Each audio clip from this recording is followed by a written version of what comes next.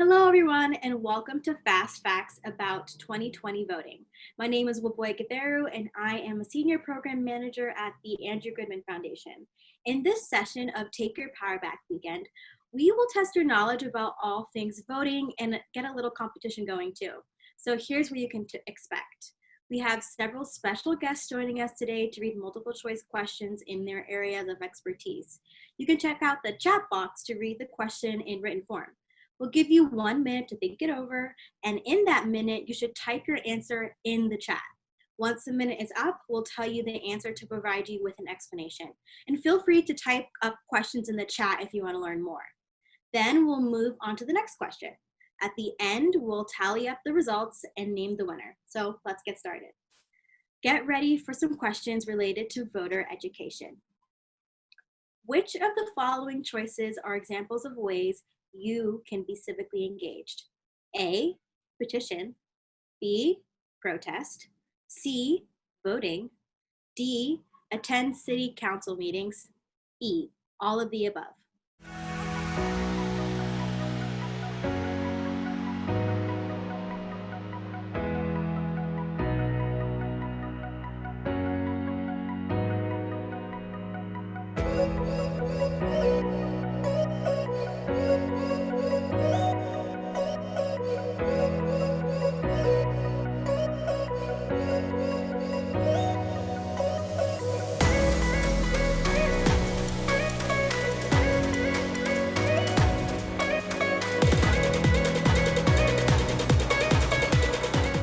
The answer is E, all of the above.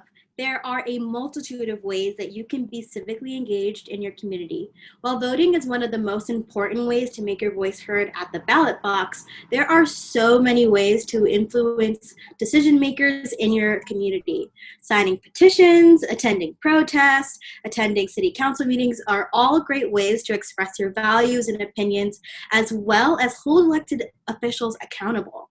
Other ways to be civically engaged include calling or writing your representatives letters. Which are effective strategies to learn about the candidates on your ballot? Choose all that apply. A, watch candidate debates. B, visit candidate web pages and official social media while filling out your sample ballot. C, watch sponsored TV and internet ads. D, read multiple and diverse news sources.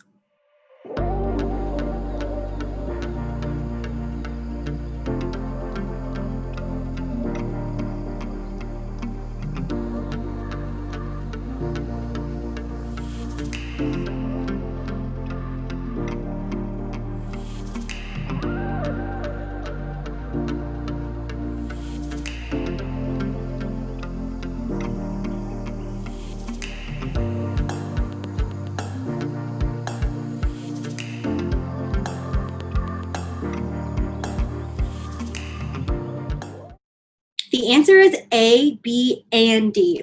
It is important to research all the candidates on your ballot before casting your vote.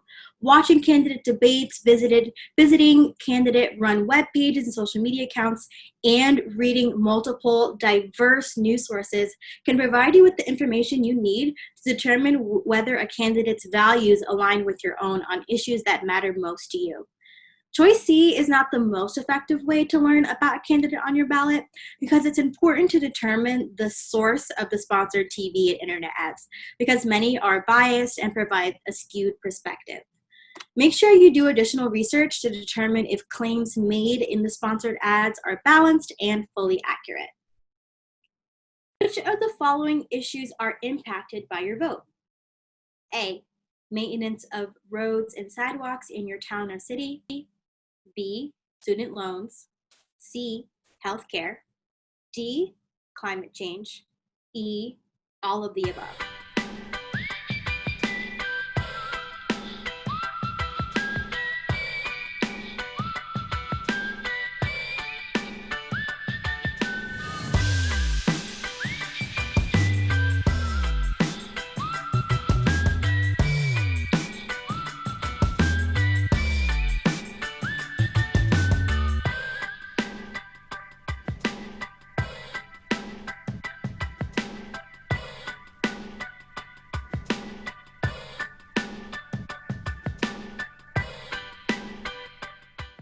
The answer is E, all of the above. Nearly every issue is impacted by your vote. Elected officials at the local, state, and federal levels make important decisions every day that affect just about everything in your life. Local and state officials allocate funding to make road repairs, and state and federal officials have the power to influence policies on student loans, healthcare, and climate change, among many other issues. Think about the issues that are most important to you and research the stances of candidates on your ballot. Which voting celebration is dedicated to helping you make a vote plan and learn about what you need to cast a ballot? A, National Voter Registration Day. B, National Voter Education Week. C, Vote Early Day. D, Election Day.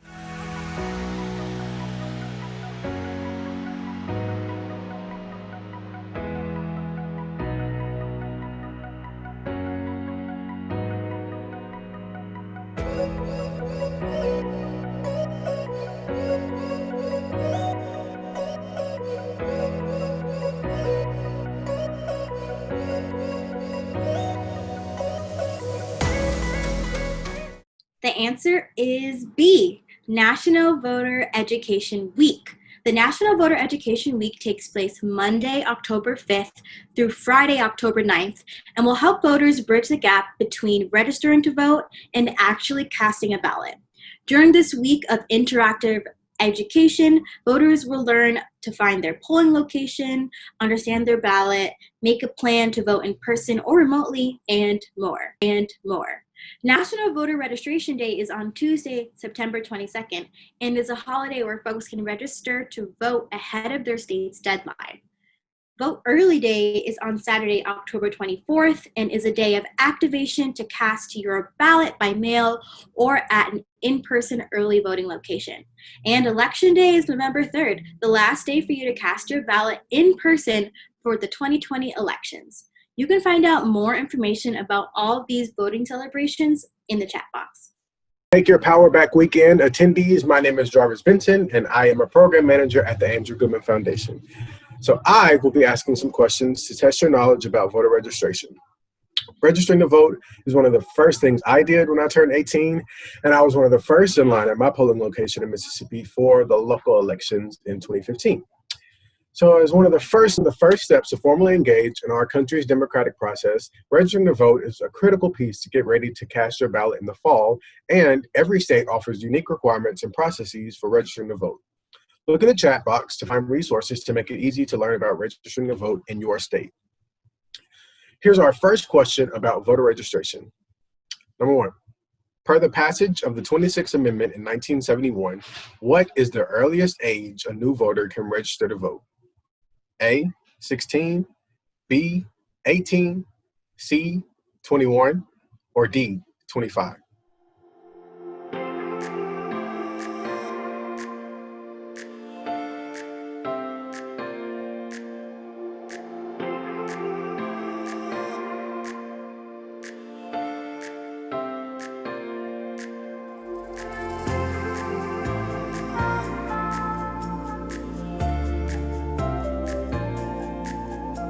B, 18. The 1971 passage of the 26th Amendment prohibits the federal or state governments from using age as a reason to deny citizens the right to vote if they're 18 years or older. Prior to the passage of the 26th Amendment, the voting age was 21 years old. While no one can officially be added to the voter rolls before turning 18, some states allow voter pre-registration for voters as young as 16 years old. Typically, a voter will fill out a voter registration form with their pre-registration status, and upon turning 18 are added to the voter rolls and become eligible to cast a ballot. Next question. Where can college students register to vote? A, at their parent or guardian's home address. B, at their campus address. C, at their parent or guardian's home address or at their campus address. Or D, at multiple addresses.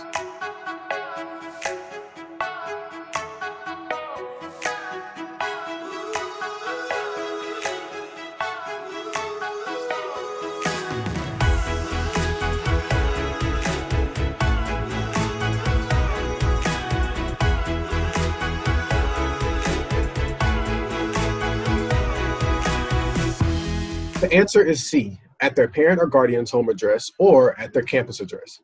The 1979 Supreme Court ruling in Sim versus United States provides students the right to register to vote using their parent or guardian's home address or campus address. This year, the COVID-19 pandemic is jeopardizing the operations of colleges and universities, with some campuses operating fully virtually, some fully in person, and some in a hybrid format during the fall 2020 semester. This will make it more challenging for students to determine where to register to vote if they do not know where they will be physically located in the fall. You should check your state's residency requirements for voter registration and determine your domicile or lawful permanent residence before registering to vote. Look in the chat box to learn more about where students can register to vote in the fall. And remember, you can only be registered to vote at one address at a time. All right, next question. If you're already registered to vote, how often do you need to update your registration? A, when you move to a new address or residence. B, every year. C, every 2 years. Or D, never.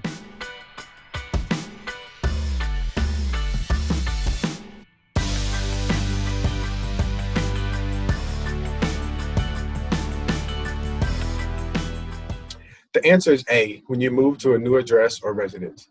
Because voter registration does not expire, you only need to update your registration status when you move to a new address so your registration reflects where you currently reside. You can always check your state elections website or other voter registration tools to check your registration status. Next question, what ID do I need to register to vote? A, state issued driver's license. B, student ID. C, utility bill. Or D, it differs from state to state.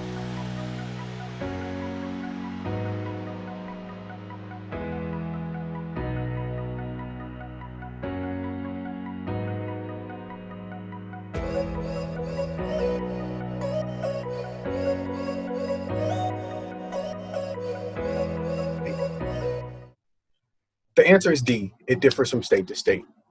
Each state establishes unique laws regarding the ID necessary to register to vote.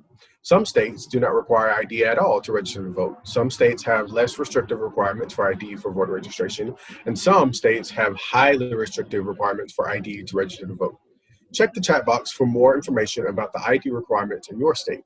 In particular, take note of whether student ID is an acceptable form of ID to register to vote. Please reach out to an Andrew Goodman Foundation staff member if your campus student ID is not an acceptable form of ID for voter registration. Hey everyone, my name is Molly Sulzer, and I'm a rising senior at the University of Southern California, where I'm studying law, history, and culture. I'm so excited to talk to everyone today about being a poll worker because I really got my start in politics by working at the polls during the last presidential election. Being a poll worker allowed me to be involved in the presidential nominating process despite the fact that I wasn't even old enough to vote at the time. That opportunity really sparked my interest in voting accessibility, and it's a big reason for why I've continued working in political organizing, particularly with the Feminist Majority Foundation and the California Public Interest Research Group.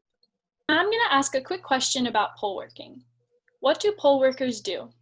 Is it A, check in voters, issue ballots to voters, and make sure voters get the correct ballot style?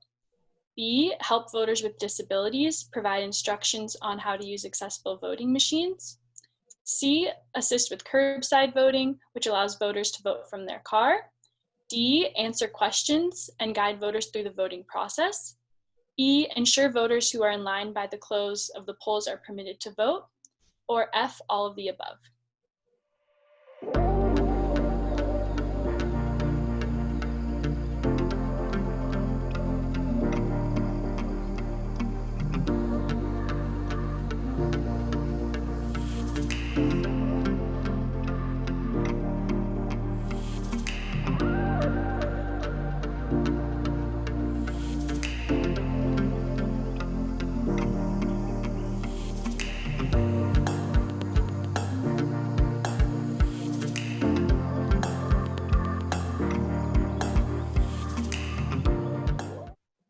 The answer is F, all of the above.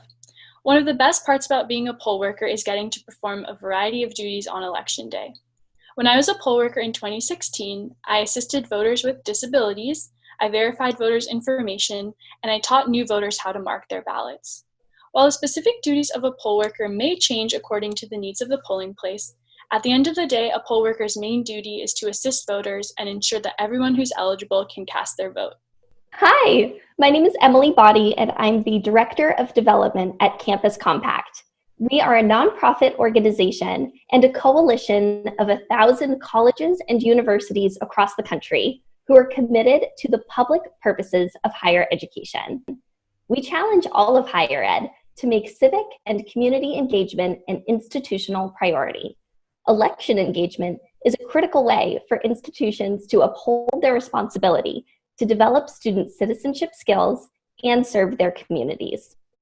The Campus Compact Safe Elections Project is one way that we're helping our members mobilize students for the public good. So here's a question about poll working. What can happen when there aren't enough poll workers on election day? A, polling places can close, limiting access to the vote.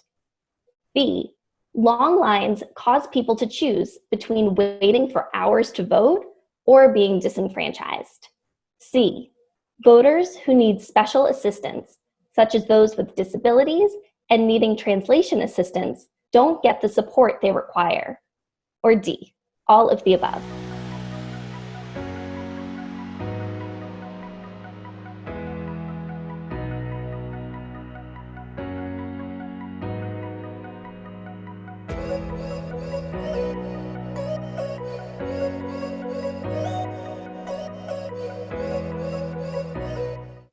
The answer is D, all of the above. As we've seen in several primaries already this year, when there aren't enough poll workers on election day, polling places can close, people can be forced to wait in line for hours just to cast their ballot, and voters who require special assistance can be denied the help they need. These consequences disproportionately affect people of color, low-income people, and people with disabilities. Our democracy relies on poll workers to administer safe and fair elections for all. In 2018 and 2019, I interned with the Feminist Majority Foundation, working to get polling places on college campuses and making sure that students had the resources they need to cast their ballots. This summer, I'm continuing a lot of that work by interning with the California Public Interest Research Group, also known as CalPIRG. Right now, I'm registering student voters and getting out the student vote primarily through phone banking, text banking, and making announcements in summer Zoom classes. CalPIRG, along with our partners, is planning to mobilize over 200,000 students this year. So we definitely have a big challenge ahead of us, but we're more ready than ever to get this work done. Now I'll ask a quick question about the ages of poll workers. What percentage of poll workers are typically over the age of 60? Is it A, 56%, B, 49%, C, 28%, or D, 15%?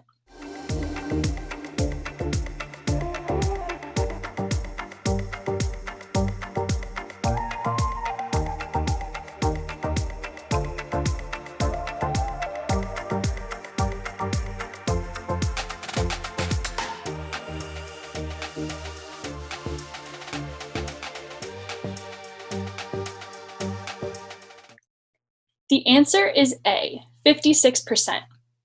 Many poll workers are over the age of 60 and/or are retired.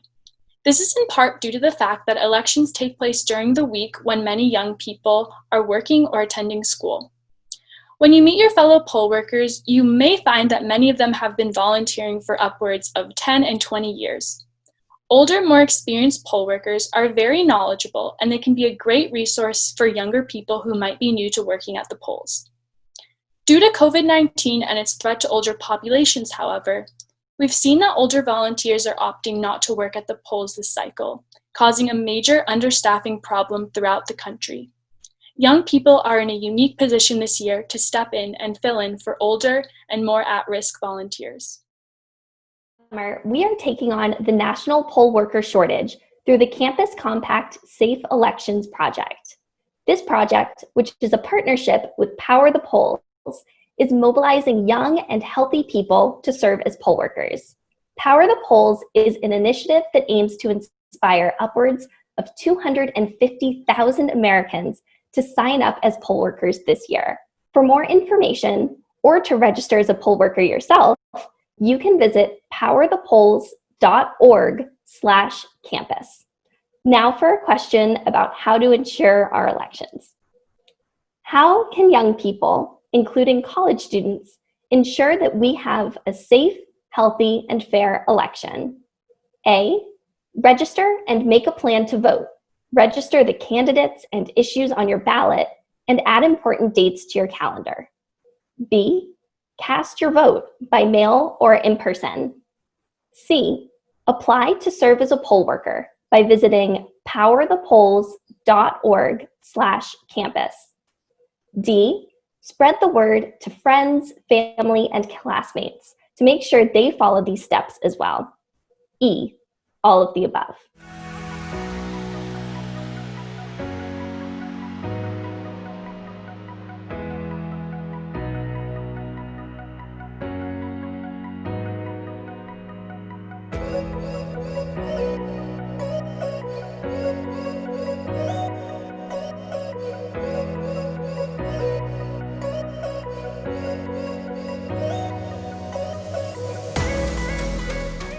The answer is E, all of the above.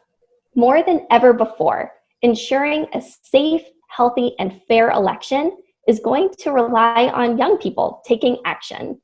In addition to voting and mobilizing your friends and family to do the same, serving as a poll worker is one of the most impactful actions you can take. The great news is that in most places, poll workers are paid, and by stepping up, you can help prevent polling places from closing, protect your older community members, and ensure that everyone has access to the ballot. To learn more and register, visit powerthepolls.org/campus.